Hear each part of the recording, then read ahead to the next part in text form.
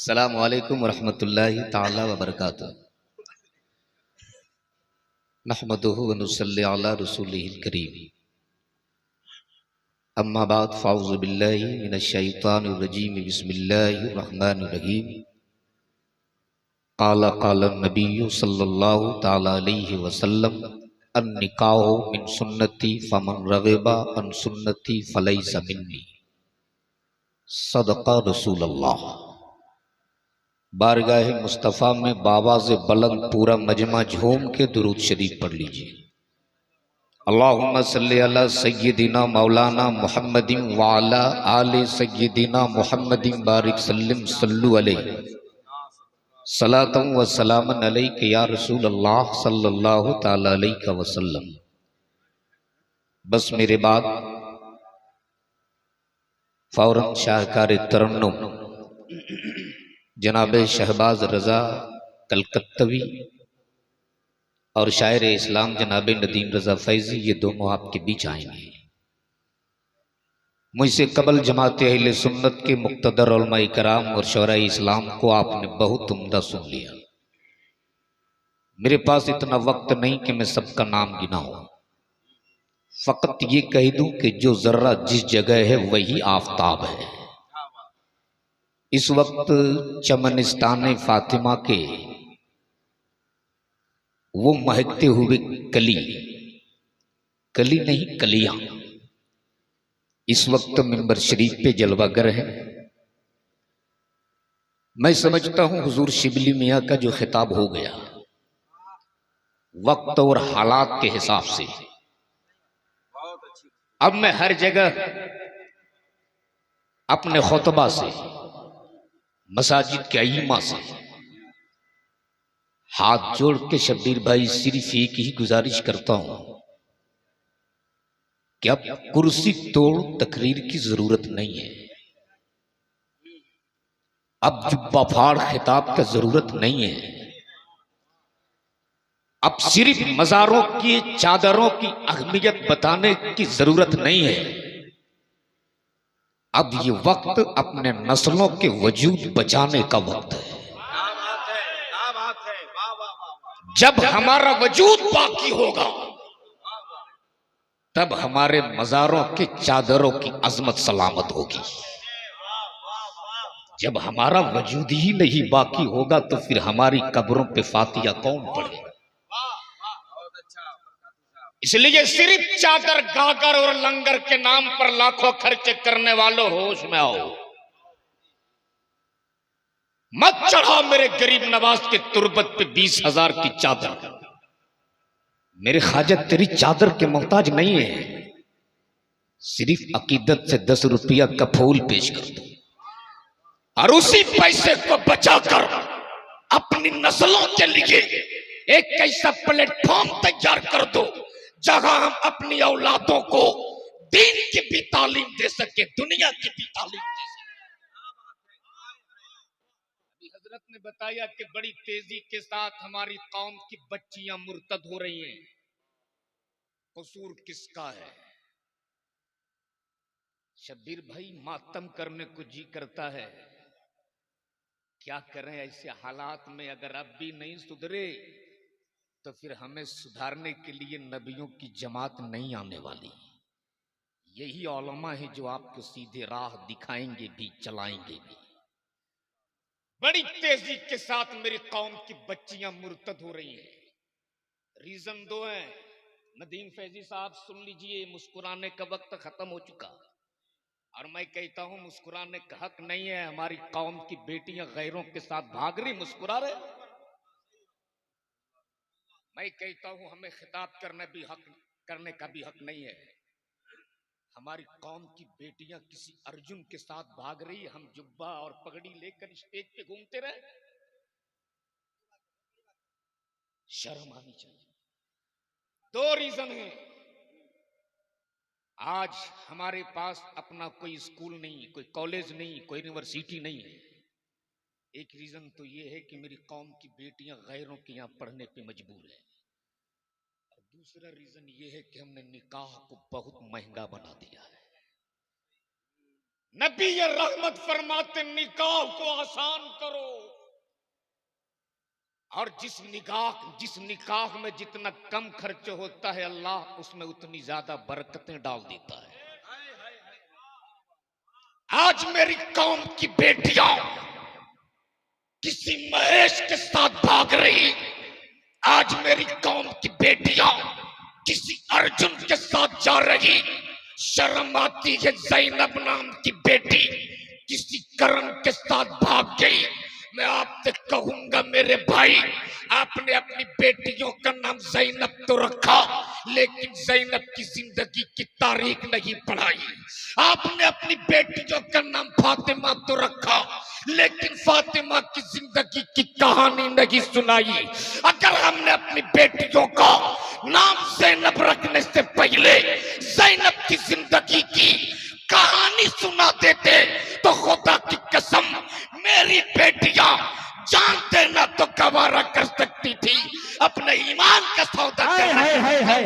है नारे तकबीर, नारे रिसालत, सीरत सैयदा तैयबा ताहिरा।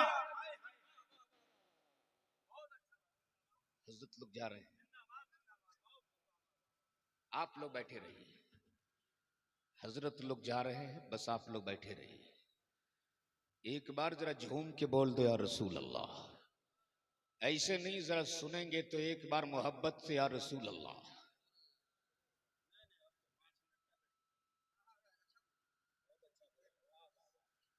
शब्बीर भाई, क्या आज आपने पढ़ा है, कसम खुदा की दिल खुश हो गया। अल्लाह आपको सलामत रखे। आज से 10 साल पहले जब मैं कुर्सी,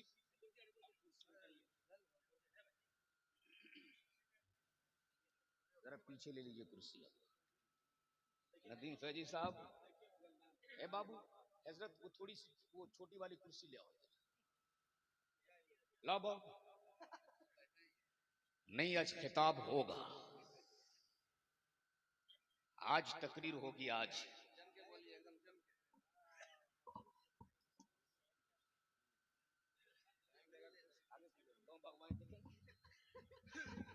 आज जब तक सब नहीं जाएंगे मैं भी नहीं छोड़। बारगाह मुस्तफ़ा में दुरूद शरीफ पढ़ लीजिए। अल्लाह रब्बो मुहम्मदिन सल्लल्लाहु अलैहि वसल्लम नहनु इबादो मुहम्मदिन सल्लल्लाहु अलैहि वसल्लम। फिरोज रहबर, बेटा बैठ जाओ, बस मेरे बाद आप ही की निजामत होगी। अब एक बार दुरूद शरीफ पढ़ लीजिए, अल्लाहुम्मा सल्ली अला। कब तक डालेंगे इसको शब्बीर भाई? अल्लाहु रब्बु मुहम्मदिन सल्लल्लाहु अलैहि वसल्लम नहनु इबादु मुहम्मदिन सल्लल्लाहु अलैहि वसल्लम। बस थोड़ी देर आप लोग बैठ जाइए, बस 5 मिनट की मेरी गुफ्तगू संजीदे लहजे में सुन लीजिए आप। हाँ कूलर ठीक है शहजाद भाई, ठीक है। मामून साहब मुस्कुरा लीजिए आप, इसलिए अभी कमर भाई ने कहा कि 4 दिन तक जितना मुस्कुराना है मुस्कुरा लीजिए, बाद में पता चलेगा। तो अगर सुनेंगे तो एक बार झूम के या रसूल अल्लाह। अब नदीम भाई, ये जितने लोग बैठे हैं ना ओरिजिनल सुनने वाले लोग हैं। हाँ यही ओरिजिनल लोग हैं, इसलिए कि आजकल जलसे में फिरोज बाबू 3 क्वालिटी के लोग आते हैं। कुछ लोग जलसा देखने के लिए आते हैं, कुछ लोग जलसा सूंघने के लिए आते हैं, कुछ ही लोग होते हैं जो जलसा सुनने के लिए आते हैं। तो अब जो देखने के लिए आए थे देख लिए कि मामून रशीद ने स्टेज कैसे बनाया है, पंडाल कहाँ लगाया है, साउंड कैसा लगाया है, देख लिए चल दिए। अब जो लोग सूंघने आए थे वो सूंघ रहे थे, चाय की दुकान कहाँ है, पकौड़ी की दुकान कहाँ है, समोसा कहाँ बना है, सूंघ लिए चल दिए। अब जो लोग सुनने के लिए आए थे ओरिजिनल, अब यही लोग बैठे हुए। सुभान अल्लाह। अच्छा आप लोग तो शहर के आदमी हो, खेती तो करते होगे नहीं आप? किसान लोग जानते हैं, जब धान पक जाता है तो शब्बीर भाई बहुत बड़े किसान हैं, धान कटने पकने के बाद लोग काट लेते हैं।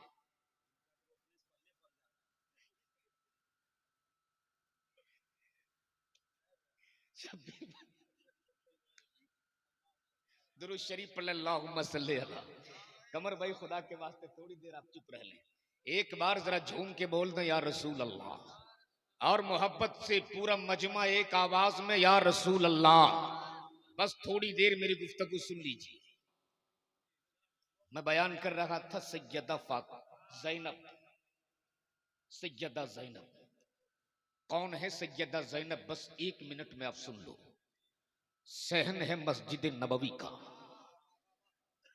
6 साल की बच्ची कुरान की तिलावत फरमा रही है, और तिलावत फरमाते फरमाते थोड़ा सा दुपट्टा सर से सरक गया। सैयदा तैयबा ताहिरा आबिदा जाहिदा सैयदा फातिमा तशरीफ लाई, और तशरीफ लाने के बाद दुपट्टे को उठा के सर पे डाल दिया। उम्र है फकत 6 साल।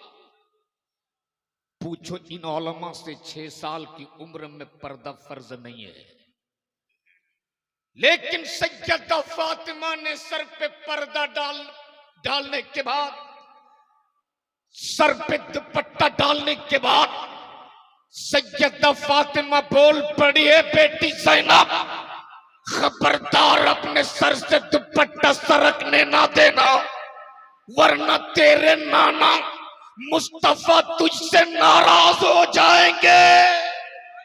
इतना सुनना था। सैयदा ज़ैनब फूट फूट के रोने लगी, हिचकी जान ले के रोने लगी। इतना रोई ज़ैनब, इतना रोई ज़ैनब कि फिर सैयदा फातिमा को आना पड़ा, और आने के बाद बोल पड़ी, ए बेटी ज़ैनब इस तरह आंसू क्यों बहाती हो, इस तरह क्यों रोती हो, इस तरह सिसकी जग क्यों लेती हो। तब सैयदा ज़ैनब ने कहा था, अम्मी फातिमा कहीं मेरे नाना मुस्तफा मुझसे नाराज तो नहीं हो गए। ए अम्मी फातिमा आज मैं आपको गवाह बनाकर आपसे वादा करती हूँ कि आपकी बेटी ज़ैनब अपनी गर्दन तो दे सकती है, अपने सर से कभी दुपट्टा सरकने नहीं दे।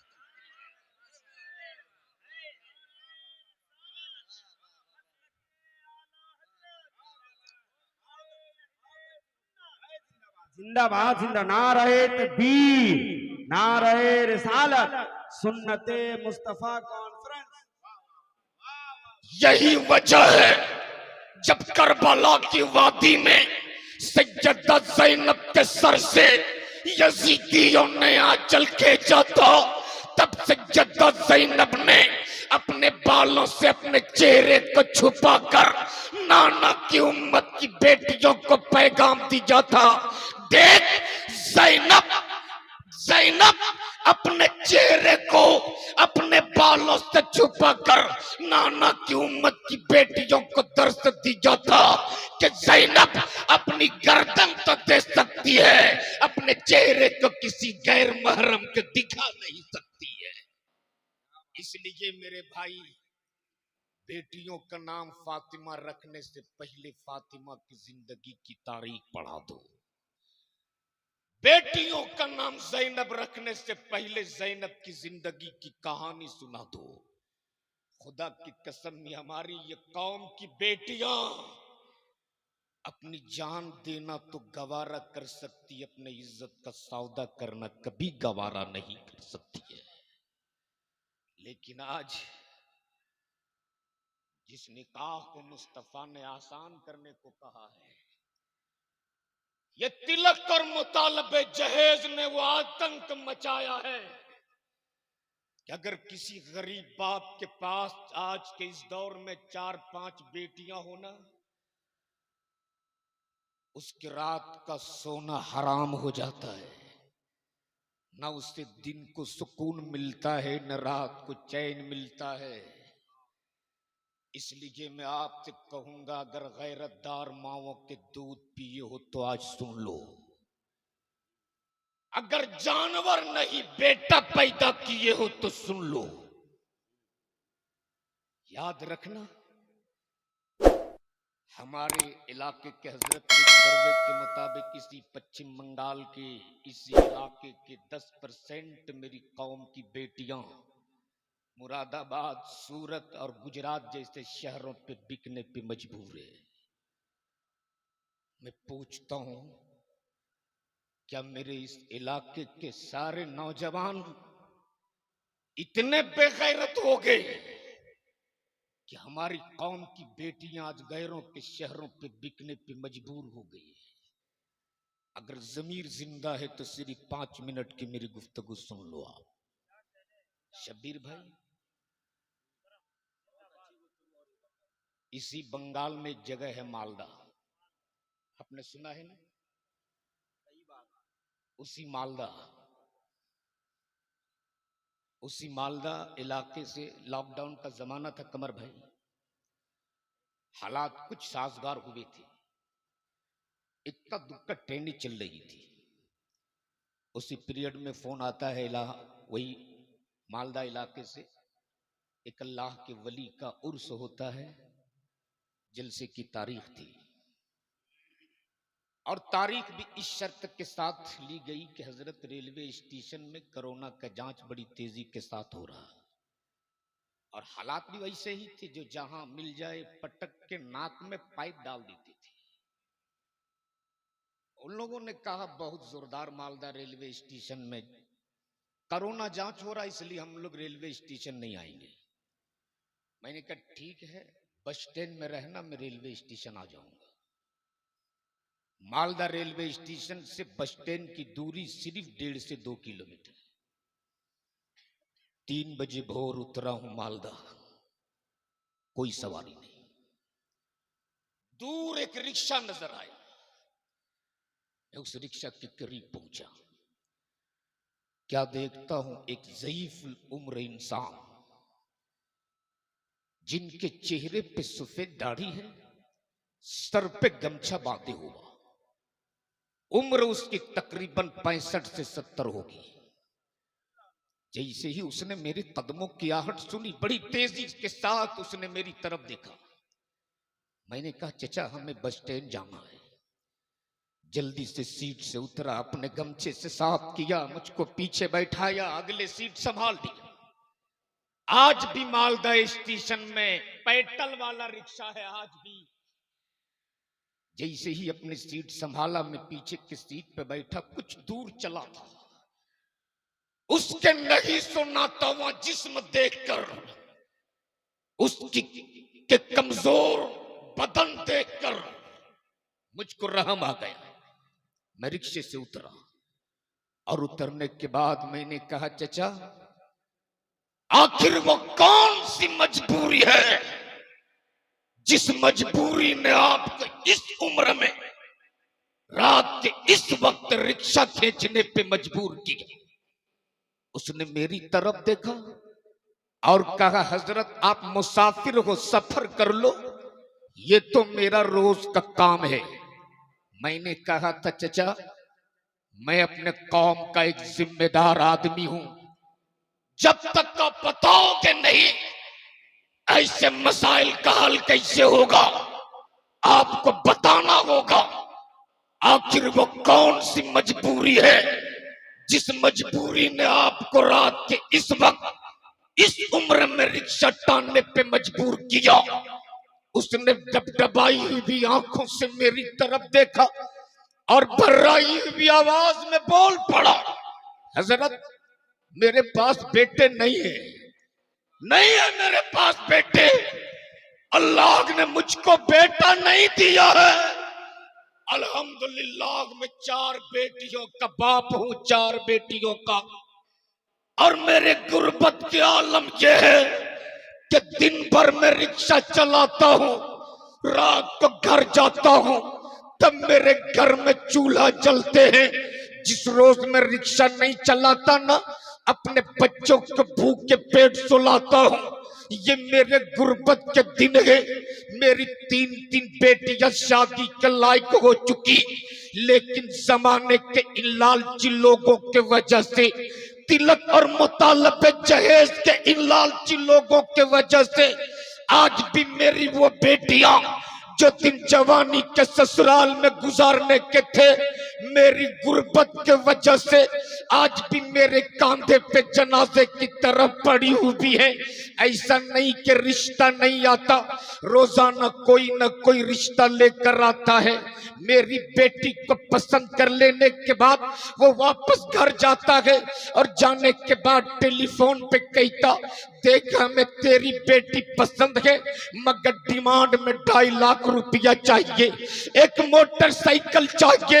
हजरत मेरे गुर्बत का आलम यह है कि दिन भर रिक्शा चलाता हूँ तब मेरे घर में चूल्हा जलते हैं, मैं डिमांड में 2.5 लाख रुपया कहाँ से लाऊं? तिलक में देने के लिए मोटरसाइकिल कहाँ से लाऊं? आज भी मेरी बेटियां मेरे घर पे पड़ी हुई है। एक दिन मेरे पड़ोस में रहने वाले मेरे एक चचाजाद भाई एक अजनबी इंसान को मेरे घर लाया और लाने के बाद कहा, देख तू अपनी बेटी की शादी नहीं कर पाता ना, तिलक में देने के लिए तेरे पास डिमांड नहीं है ना, जहेज में देने के लिए तेरे पास गाड़ी नहीं है ना, देख मैं मुरादाबाद से लेकर आया हूं, अपनी बेटी का निकाह इसके साथ कर दे। मैं उस अजनबी को जानता भी नहीं था, मुझको उसका नाम भी पता नहीं था, मैं उसके हसब और नसब के बारे में भी नहीं जानता था, मैंने उसका घर भी नहीं देखा था। लेकिन जमाने के इन लालची लोगों ने, समाज के इन ठेकेदारों ने एक मजबूर बाप को इतना मजबूर किया था कि मैं अपने सीने पे पत्थर रखकर अपनी फूल जैसी बेटी, जिसको मैंने बड़ी नाजो नगम से पाला था, जिसको मैंने बड़ी मेहनत से परवरिश किया था, जिसको रिक्शा चला चला कर जिस बेटी को मैंने पाला था, अजनबी के साथ निकाह करने पे मजबूर हो गया। मैंने अपनी बेटी का निकाह उस अजनबी के साथ कर दिया।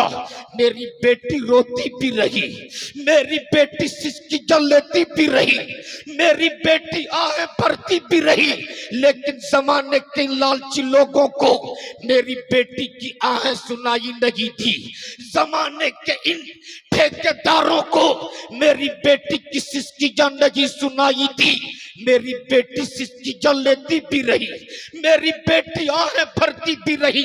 मैं अपनी बेटी को उस अजनबी के साथ रुखसत करने पे मजबूर हो गया। इतना कहकर वो फूट फूट के रोने लगा, हिचकियां ले ले के रोने लगा। मैंने उसे पानी पिलाया, तसल्ली दिया। आज भी उसकी वो नहीं सुनाता आवाज जब रात के तन्हाई में मेरे कानों में गूंजती है तो मैं अपने आप को रोक नहीं पाता हूँ। उसका जुमला ये था, हजरत जिस वक्त मैं अपनी बेटी को अपने घर से रुखसत कर रहा था ना, ऐसा नहीं लगता था मेरी बेटी की डोली उठ रही, ऐसा लगता था मेरे घर से मेरी बेटी का जनाजा जा रहा, मेरी बेटी का जनाजा उठ रहा। मैंने अपनी बेटी को रुखसत कर दिया, लेकिन न मुझको घर में आराम मिलता था, न दिन को सुकून मिलता था, न रात को चैन मिलता था। बस एक ही याद हमें सताती रहती थी, पता नहीं मेरी बेटी किस हाल में होगी, पता नहीं मेरी बेटी कहाँ होगी, पता नहीं मेरी बेटी खाई होगी या नहीं, पता नहीं मेरी बेटी कहाँ सोई होगी, पता नहीं मेरी बेटी किस हाल में होगी। जब मुझको अपनी बेटी की याद आती, मैं रात को रिक्शा लेकर निकल जाता हूँ और दर दर की ठोकरें खाता हूँ।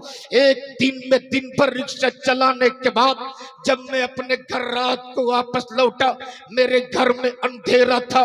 मैंने दरवाजे पे कुंडी बजाई, मेरी बेटी ने दरवाजा खोला और दरवाजा खोल के मेरी बेटी मेरे कदमों पे गिर गई और गिर के कहने लगी, अब्बू मैं जिंदा रहने के लायक नहीं, मुझे मार दो अब्बू, मैं समाज में अपना चेहरा दिखाने के लायक नहीं, मुझे मार दो अब्बू, मैं जमाने को अपनी शक्ल दिखाने के लायक नहीं, मुझे मार दो अब्बू। तब मैंने अपनी बेटी को तसल्ली देते हुए कहा था, बेटी घबरा मत, आज भी तेरे बूढ़े बाप के बाजू में इतनी ताकत है कि तेरे लिए भी जहेज का इंतजाम करूंगा और तेरी भी शादी कराऊंगा। जब मैंने अपनी बेटी के बाजू को पकड़ के ऊपर उठाया, चेहरे से आंचल हटाया, जैसे कि चेहरे से आंचल हटा था, मेरे पैरों तले जमीन खिसक गई। जिस बेटी को मैंने 3 महीना पहले सुहागन का जोड़ा पहनाकर दुल्हन बनाकर रुखसत किया था, मेरी वही बेटी मेरे कदमों पे गिरकर मुझसे अपनी मौत की भीख मांग रही थी। वही बेटी मुझसे अपनी मौत की भीख तलब कर रही थी। मेरी बेटी ने कहा, अब्बू आपके साथ भी धोखा हुआ है, मेरे साथ भी धोखा हुआ है। जिस अजनबी इंसान को आपने दामाद बनाया था, जिस अजनबी इंसान के निकाह में आपने मुझको देकर मेरा शौहर बनाया था, वो मेरा शौहर नहीं था, वो तो जमाने के दलाल था, दलाल, जो यहाँ से ले जाने के बाद ना जाने मुझ पर कितने जुल्म सितम के पहाड़ तोड़े। वो कौन ऐसी रात गुजरी जिस रात में किसी दरिंदे का शिकार न बनी? वो कौन ऐसा दिन गुजरा जिस दिन मुझे किसी ने मेरे जिस्म से खेला ना हो? अब उन जालिमों से किसी तरह बचा कर आई हूं, लेकिन मैं जिंदा रहने के लायक नहीं। मुझे मार दो अब्बू, मैं समाज में अपनी शक्ल दिखाने के लायक नहीं। मुझे मार दो अब्बू। मेरे कौम के नौजवानों, ये वाकया किसी एक घर का नहीं, आज हजारों घर ऐसे हैं जहां रोजाना ऐसे वाकयात होते हैं। हजारों मेरी कौम की बेटियां ऐसी हैं जहां रोजाना बाजारों में बेची जाती है। हजारों ऐसे बाप हैं जिनकी बेटियों का सौदा रोजाना हो रहा। इसलिए आज की सुन्नत रसूल कॉन्फ्रेंस से मैं आपको हाथ जोड़कर आपसे कहूंगा, खुदा ने अगर आपको बेटा दिया है उसे बेचो मत, बल्कि किसी गरीब की बेटी को अपने घर के बहू बना ले और मस्जिदों में निकाह करके मौला अली की सुन्नत अदा कर दे। खुदा की कसम, तुम जमीन के ऊपर रखोगे तब भी कामयाब रखोगे, कब्र के मंजिल में जाओगे तब भी कामयाब। नारे तकबीर, नारे रिसालत, सुन्नते मुस्तफा कॉन्फ्रेंस, हजरत अल्लामा अलहाज शहादत हुसैन बरकाती। वाह वाह वाह। इसलिए मत बेचो आप अपने औलादों को, मत बेचो अपने औलादों को। आज मेरी कौम की बेटियां नकाब पहनकर मस्जिद के दरवाजे पे खड़ी रहती है, कागज के पुर्जा लेकर कहते हैं, इमाम साहब ऐलान कर दीजिए फला तारीख को मेरी बेटी की शादी है। भिकमंगों ने 1.5 लाख का डिमांड किया है। मैं पूछता हूं वो कौन है जिसने मेरी कौम की बेटियों को मस्जिद के दरवाजे पर खड़े होने पे मजबूर किया है? कौन है वो जो अपनी जमीन को एक बेटी के बाप को बेचने पे मजबूर किया है? इसलिए मैं आपसे हाथ जोड़ के कहूंगा, मेरे भाई मत बेचो आप अपनी औलादों को, मत बेचो अपने बेटों को, बल्कि किसी गरीब की बेटी को अपने घर की बहू बना ले। मैं तो मुबारकबाद देता हूं मामून रशीद को, इनके वालिद को, इनके ससुर को। अल्लाह तबारक ताला सबको इस तरह निकाह करने की तौफीक अता फरमाए। इन्होंने शादी की ओपनिंग डीजे से नहीं की, गाने और बजाने से नहीं किया, इसने इसकी इफ्तिताह किया है तो जिक्र खुदा और जिक्र मुस्तफा से किया है। क्या बात है, सुभान बस अल्लाह। रब की बारगाह में दुआ कर लो, मेरे मालिक अगर किसी तरह की कोई कमी बेशी हो गई हो तो इसे पाई तकमील तक पहुंचाती हुई रसूल पाक की सुन्नत निकाह जैसी सुन्नत को अदा करने चले हैं, मेरे मालिक इसे अपने हबीब के सदके कबूल फरमाते हुए हम सबों की मगफिरत फरमा दे। वक्त बहुत तेजी के साथ सफर कर गया। 2 मेरी जमात के बड़े बड़े शायर हैं जिनको हमें सुनना है। जिंदगी सोहबत यार बाकी, खुदा हाफिज। अस्सलामु अलैकुम व रहमतुल्लाहि तआला व बरकातहू।